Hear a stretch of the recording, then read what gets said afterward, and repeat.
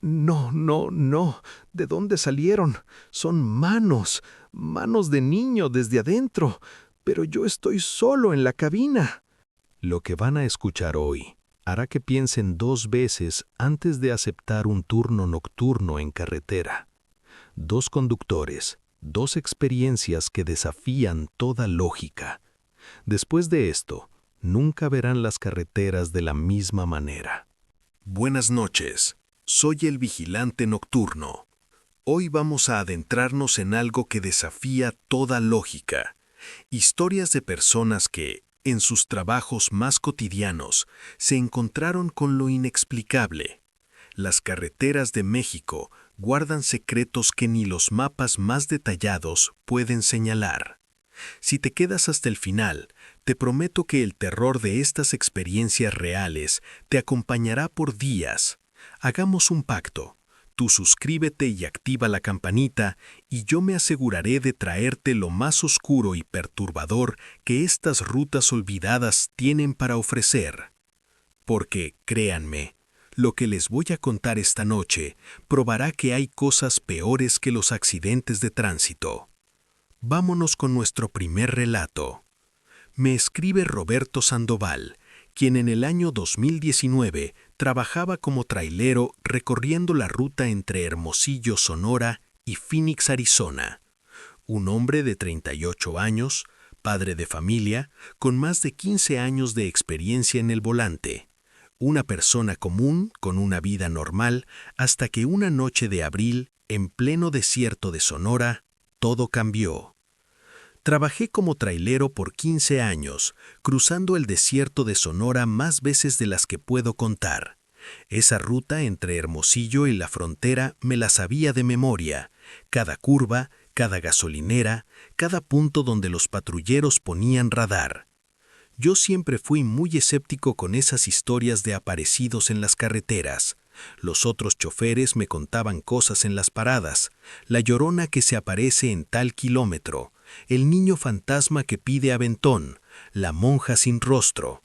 Para mí todo tenía una explicación lógica: cansancio, sombras raras por los faros, sugestión colectiva. Esa noche de abril del 2019, como cualquier otra, salí de Hermosillo a las 10 p.m. con mi carga de electrodomésticos rumbo a la frontera. El cielo estaba despejado cuando arranqué, lleno de estrellas como solo se ve en el desierto. La temperatura era perfecta, unos 18 grados. Llevaba mi termo de café recién hecho, mi playlist de corridos y norteñas sonando bajito y la foto de mi esposa e hijos colgada del espejo retrovisor. Los primeros 80 kilómetros fueron normales. Crucé palabras por radio con otros dos trailers que iban hacia el sur. Uno de ellos, el Chato Ramírez, me advirtió que según el pronóstico venía una tormenta de arena desde el oeste, pero que probablemente no me alcanzaría. Dale duro, compa, y nos vemos a la vuelta. Todo cambió a la altura del kilómetro 127, justo en ese tramo solitario donde no hay poblados por casi 60 kilómetros. Primero fue el viento. De la nada, una ráfaga golpeó el tráiler lateralmente. El volante se me movió unos centímetros. Chingado, sí me va a alcanzar la tormenta. Miré hacia el oeste y lo que vi me quitó el aire. Una pared naranja y gris se acercaba, enorme, como una ola del desierto que se tragaba todo. No tuve tiempo ni de pensar. En menos de 2 minutos, la tormenta me envolvió completamente. La visibilidad se redujo a cero. Cero. No veía ni las líneas de la carretera. Tuve que reducir la velocidad a 20 kilómetros por hora, prácticamente a vuelta de rueda. El viento golpeaba el tráiler con una fuerza que nunca había sentido. Sonaba como si 1000 manos rasguñaran el metal. Encendí las luces de emergencia y seguí avanzando muy despacio, presando para no salirme del camino. La arena golpeaba el parabrisas como metralla. El tráiler se balanceaba. Pensé en orillarse, pero en esa zona no hay acotamiento seguro, solo arena y matorrales que podían esconder hoyos o rocas. Y entonces comenzó a hacer frío. Un frío que no tiene sentido en el desierto de Sonora en abril. Estaba a casi 20 grados cuando entré a la tormenta, pero de repente sentí como si me hubieran metido a un refrigerador. Vi mi hálito condensarse frente a mí. El termómetro digital del tablero marcaba 24 grados, pero yo estaba temblando. Fue entonces cuando escuché el primer golpe. No venía de afuera, venía de adentro, del parabrisas, como si alguien hubiera golpeado el vidrio desde el lado de la cabina. Es la presión del viento, el cambio de temperatura, algo lógico, pero mi corazón empezó a acelerarse. Había algo mal, algo profundamente mal. Seguí conduciendo, aferrado al volante, los ojos entrecerrados tratando de ver algo entre la nube de arena. La música había dejado de sonar, ni siquiera había estática. Solo el silencio interrumpido por el aullido del viento. Entonces lo vi. Una marca en el parabrisas. Una huella. Una manita. Como de un niño de 5 o 6 años. Se me heló la sangre, porque esa marca estaba del lado de adentro del cristal, no del lado donde la arena golpeaba, del lado donde yo estaba. Tranquilo, Roberto, me dije. Es condensación, humedad, algo. Alcé la mano para limpiarla y cuando mi mano estaba a medio camino, apareció otra marca. Y otra más. Manos pequeñas, por todo el parabrisas, desde adentro. Como si varios niños estuvieran presionando sus palmas contra el vidrio desde mi lado, tratando de salir o de alcanzarme. Quité las manos del volante, las levanté para ver las mías.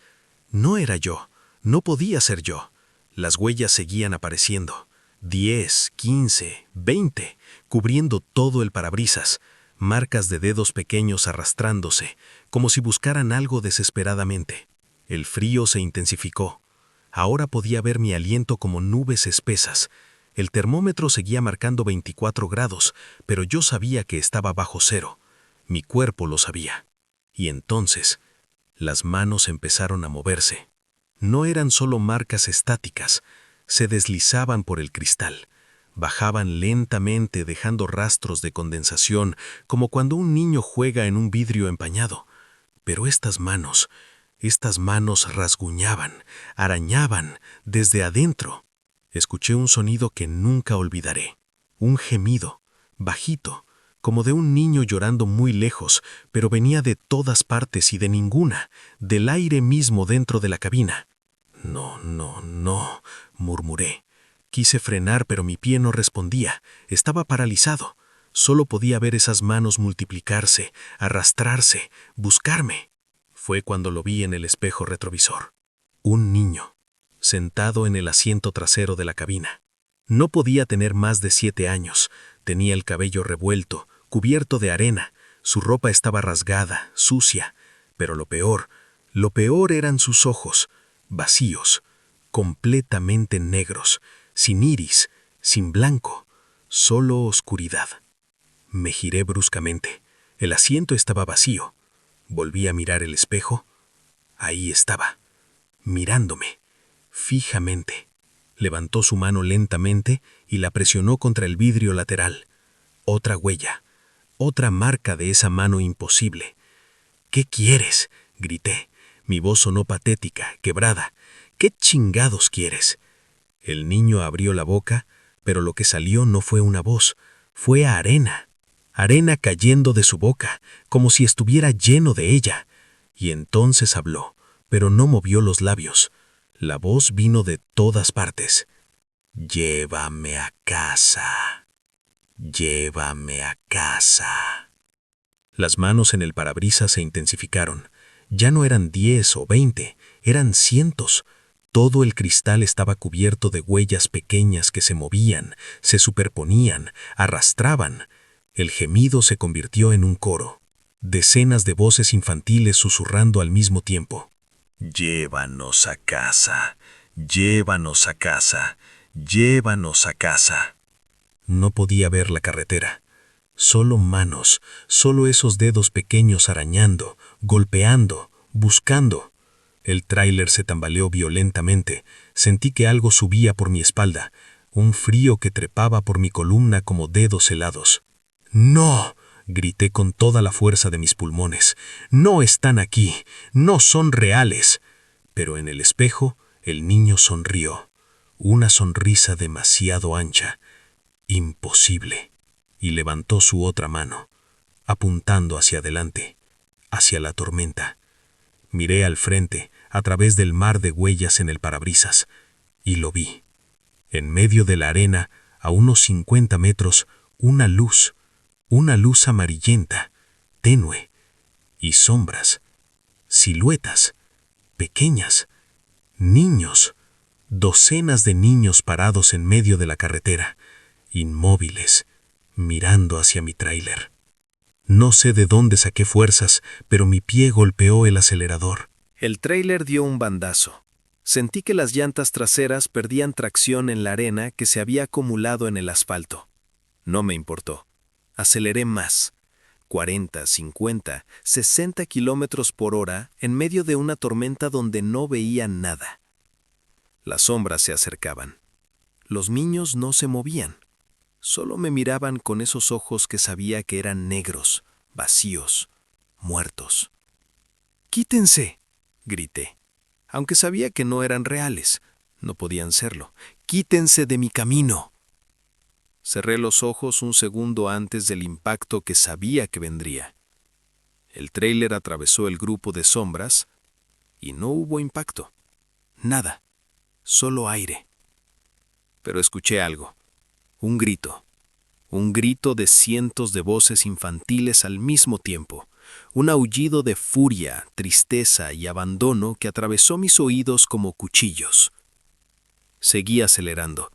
Las manos en el parabrisas comenzaron a desvanecerse, una por una, como si las estuvieran borrando desde adentro. El gemido se fue apagando. El frío empezó a ceder. Miré al retrovisor. El asiento trasero estaba vacío, completamente vacío. La tormenta empezó a amainar tan repentinamente como había llegado. En cuestión de minutos, la visibilidad mejoró. La pared de arena seguía su camino al este, dejándome atrás.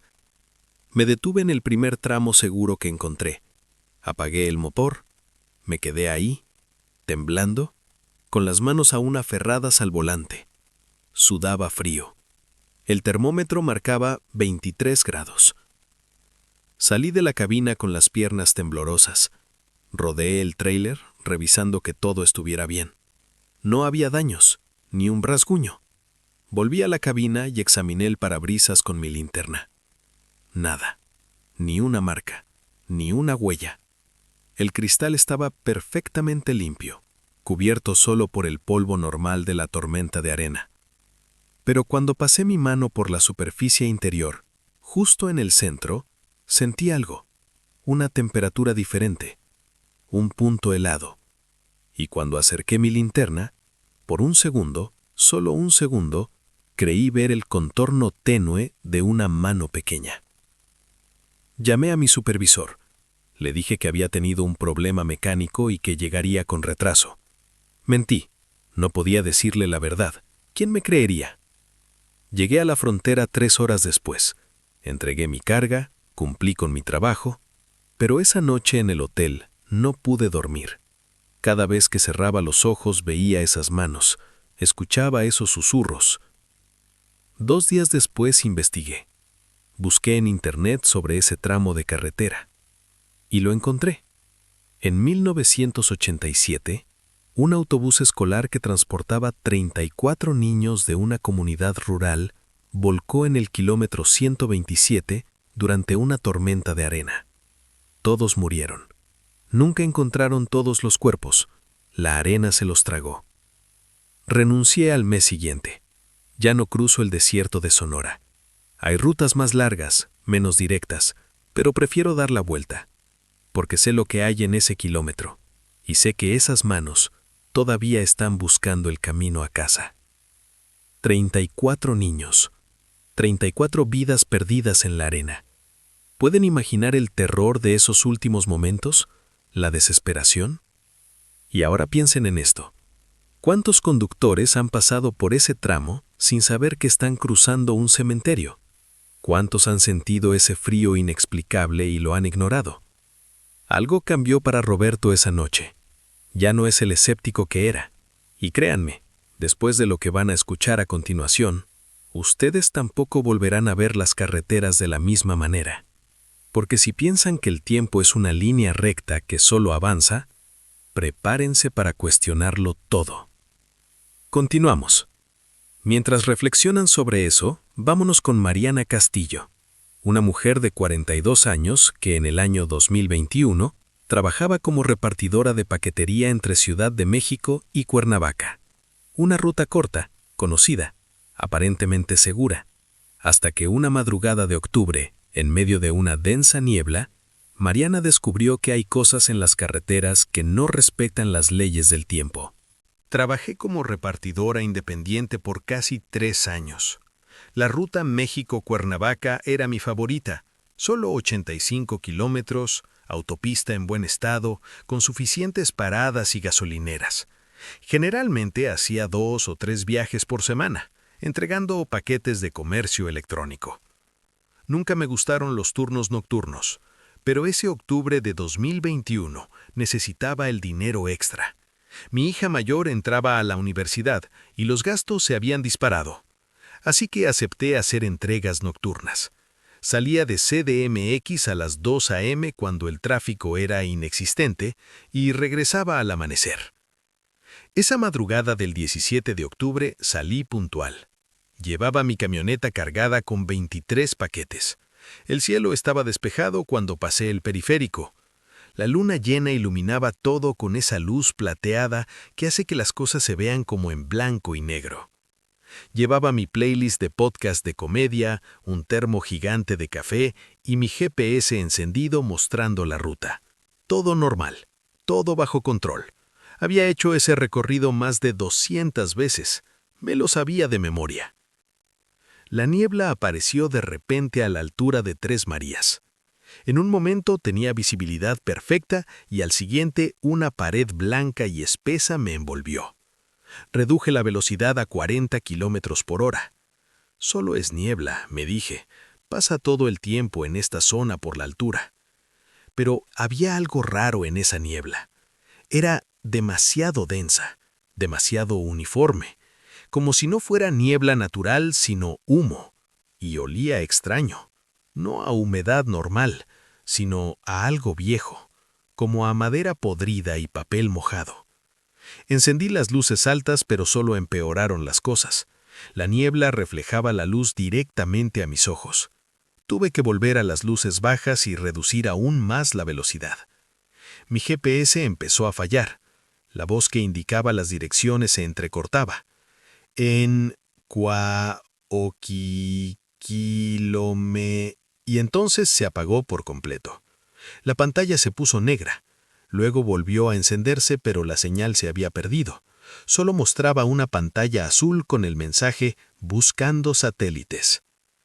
«Perfecto», murmuré. Pero no me preocupé demasiado. Conocía la carretera. Solo tenía que seguir recto. Miré el reloj digital del tablero. Las 3:47 a.m. Perfecto. Iba bien de tiempo. Fue entonces cuando noté algo extraño. El reloj marcaba 3:47, luego 3:46, luego 3:45. Estaba yendo hacia atrás. Parpadeé varias veces. Es un glitch, pensé. La batería, el sistema eléctrico. Golpeé suavemente el tablero. El reloj siguió retrocediendo. 3:44, 3:43, 3:42. Una sensación de vértigo me invadió. Apreté el volante con más fuerza y me concentré en la carretera. Pero entonces vi algo que me hizo frenar bruscamente. Las líneas de la carretera. Habían cambiado. Ya no eran las líneas reflectantes modernas de color blanco brillante. Eran líneas viejas, amarillas, desgastadas. Y el asfalto se veía diferente, más angosto, lleno de baches que no estaban ahí antes. Seguía avanzando muy despacio, el corazón golpeándome el pecho. El reloj continuaba su marcha hacia atrás. 3:38, 3:35, 3:30. La niebla se arremolinaba de formas imposibles, creando patrones que casi parecían figuras.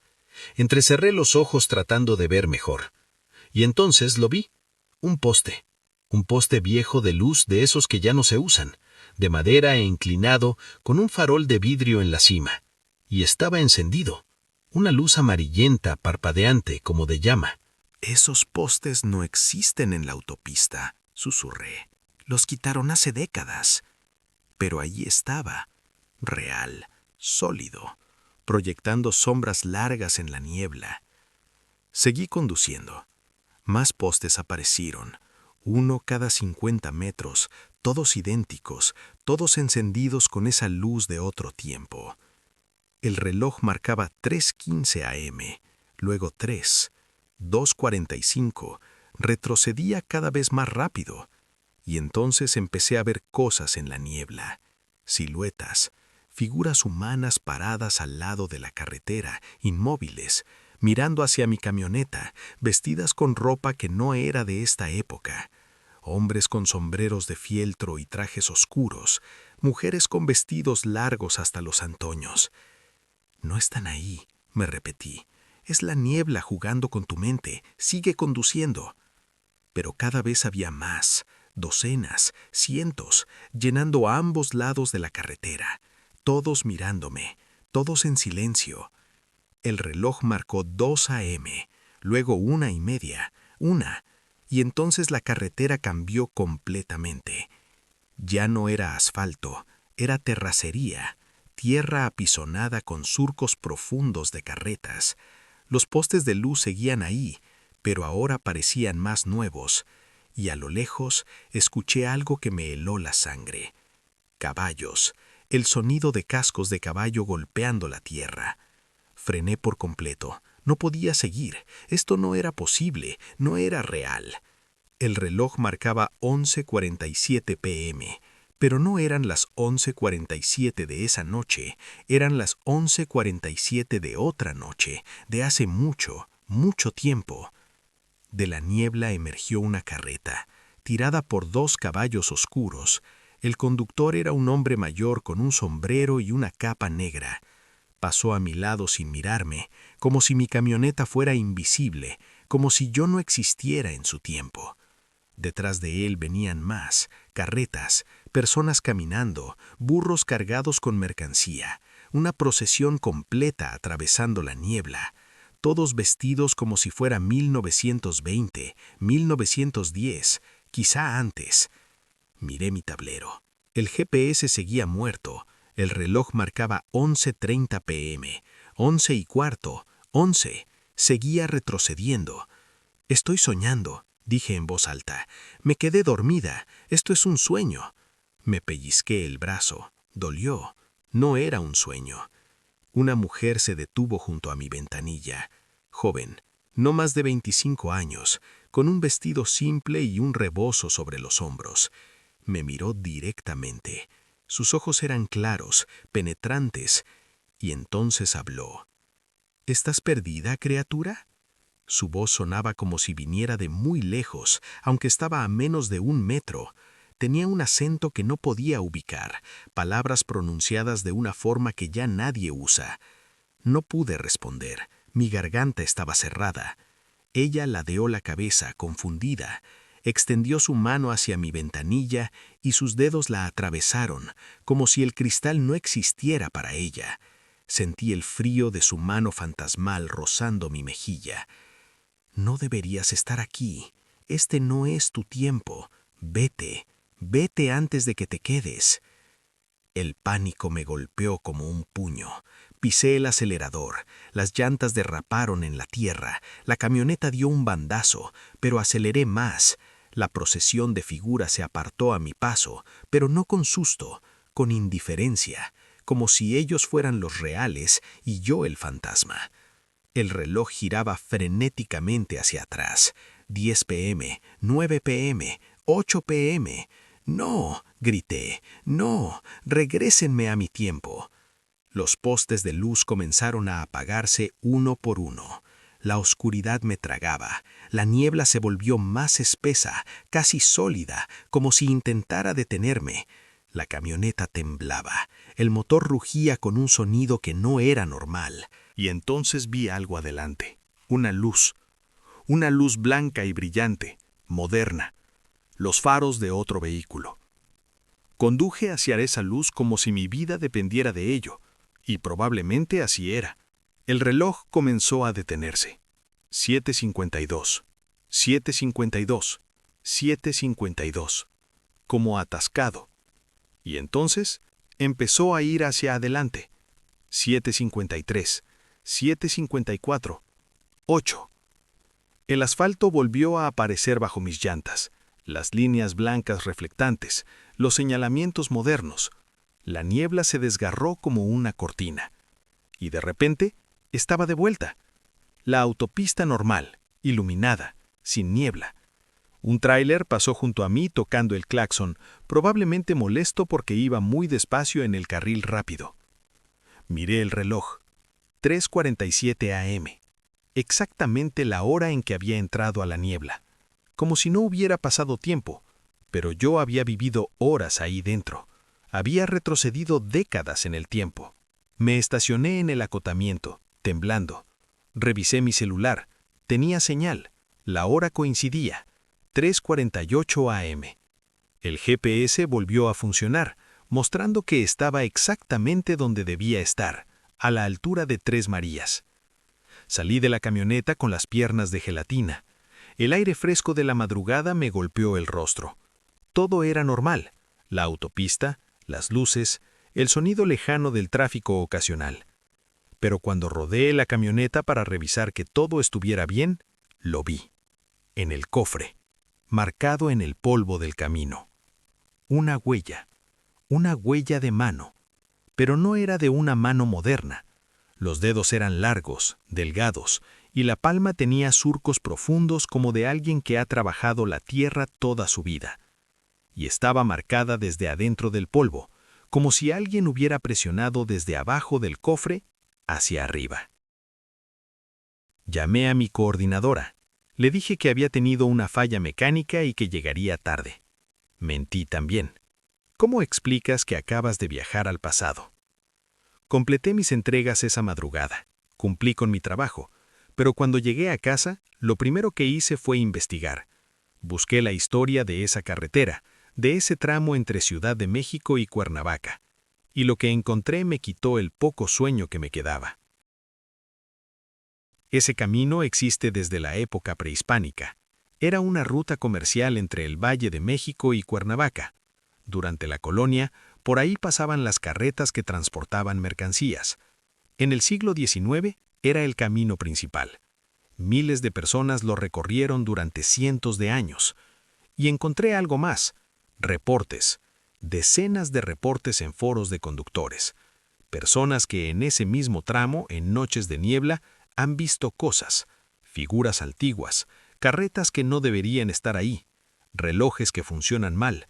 Algunos incluso han desaparecido por horas solo para reaparecer sin recordar dónde estuvieron. Un usuario escribió algo que me caló hondo. Es como si la carretera recordara, como si todas las épocas que ha vivido siguieran ahí, superpuestas, esperando a que alguien se deslice entre las grietas del tiempo. Renuncié 2 semanas después.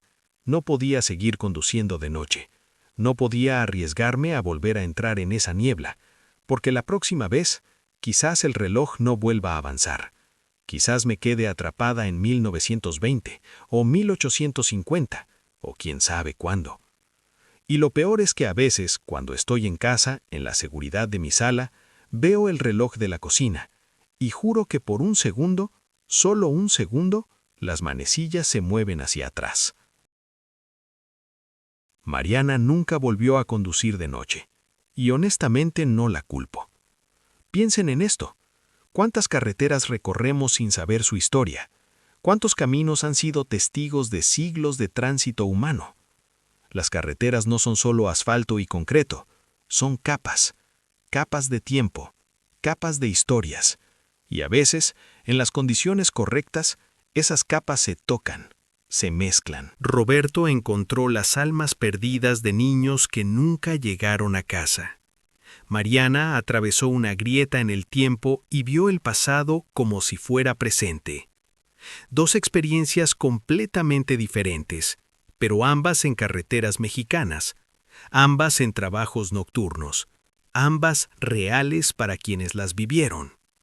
El tema de lo paranormal en entornos laborales es fascinante y aterrador a partes iguales, pero cuando hablamos de carreteras, el terror alcanza otra dimensión, porque las carreteras son lugares de tránsito, lugares liminales, como les llaman los expertos, espacios entre un punto y otro, ni aquí ni allá.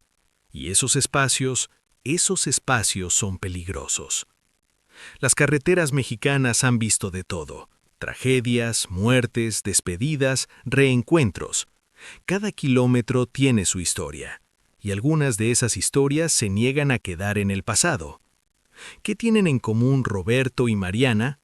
Ambos estaban solos, ambos conducían de noche, ambos confiaban en la familiaridad de sus rutas, y ambos descubrieron que esa familiaridad es una ilusión, porque la carretera que conoces de día no es la misma carretera de noche, y la carretera que conoces hoy no es la misma que era hace 50, 100 o 200 años. Piensen en las manos de esos niños. No eran agresivas, no intentaban hacer daño, solo buscaban salir, solo buscaban el camino a casa. Atrapados en un bucle eterno, condenados a revivir su última desesperación cada vez que una tormenta de arena cubre ese kilómetro maldito. Y piensen en esa mujer que Mariana vio. No deberías estar aquí, le dijo. Este no es tu tiempo. Era una advertencia de alguien que sabe que los vivos no pertenecen en los pliegues del tiempo. Los escépticos dirán que Roberto estaba exhausto, que las tormentas de arena pueden causar ilusiones ópticas, que la falta de sueño provoca alucinaciones. Dirán que el reloj de Mariana simplemente falló, que la niebla distorsionó su percepción, que su mente creó esas imágenes. Pero yo les pregunto, ¿pueden los escépticos explicar las huellas? ¿Pueden explicar por qué ese tramo específico tiene una historia documentada de fenómenos similares? ¿Pueden explicar por qué tantos conductores, sin conocerse entre sí, reportan experiencias casi idénticas? Hay lugares en este mundo que no siguen las reglas, lugares donde el velo entre lo real y lo imposible es delgado, tan delgado que a veces se rasga, y cuando eso pasa, cuando te encuentras en el lado equivocado de ese velo, solo esperas tener la suerte de volver. Cuídense mucho en sus trabajos nocturnos, especialmente ustedes, conductores, traileros, repartidores, taxistas, todos los que se ganan la vida en las carreteras. Si alguna vez sienten ese aire helado sin explicación, si ven su reloj comportarse de manera extraña, si la niebla aparece demasiado espesa, demasiado rápido, si escuchan golpes que no deberían estar ahí, si ven figuras que no tienen sentido, confíen en su instinto. Deténganse, busquen luz, busquen gente. No sigan adelante pensando que es su imaginación, porque a veces, muchas veces, no lo es. Y si no pueden detenerse, si tienen que seguir conduciendo porque el trabajo lo exige, entonces hagan esto. Mantengan su mente clara. No entren en pánico. El pánico es lo que te atrapa. Mantengan el control y busquen la salida, porque siempre hay una salida. Siempre. A veces es acelerar, a veces es detenerse, a veces es simplemente negarse a mirar, a creer, a aceptar lo que tus ojos ven. Porque darle credibilidad, darle tu miedo, es darle poder. A veces es mejor parecer cobarde, llamar a alguien, buscar compañía, que terminar como una más de estas historias, que terminar como una más de esas voces susurrando en la niebla, buscando el camino a casa. Si usted ha vivido algo similar en su trabajo, si ha conducido por carreteras mexicanas y ha experimentado fenómenos inexplicables, déjemelo saber en los comentarios. Quiero saber qué tramos evitan, qué kilómetros tienen mala reputación entre los conductores, qué historias circulan en las paradas de camiones. Sus historias podrían aparecer en futuros videos. Y créanme, hay algo poderoso en compartir estas experiencias, en saber que no están solos, que otros han visto lo que ustedes han visto. Si este relato les ha parecido perturbador, si ahora miran las carreteras con otros ojos, les pido que presionen el botón de me gusta, suscríbanse al canal y activen la campanita para no perderse los próximos episodios. Compartan este video con sus conocidos que trabajan en carreteras, con los que conducen de noche, porque esta información puede salvar vidas, o al menos puede preparar mentes. Muchos camioneros escuchan audiolibros de terror mientras conducen de noche. Puedes probar uno gratis. Enlace en la descripción. Les mando un muy fuerte abrazo desde este rincón oscuro del Internet. A todos los conductores que nos escuchan, cuídense allá afuera. Mantengan los ojos abiertos y confíen en sus instintos. Nos vemos en el próximo video, donde seguiremos explorando lo inexplicable que se esconde en los trabajos más cotidianos, porque el terror no solo vive en casas embrujadas o cementerios, vive en los lugares donde pasamos la mayor parte de nuestras vidas, en nuestros trabajos, en nuestras rutas diarias. Y recuerden, si van a conducir esta noche, si van a cruzar carreteras solitarias en la oscuridad, hagan esto por mí. Revisen su reloj, asegúrense de que vaya hacia adelante, porque si empieza a retroceder,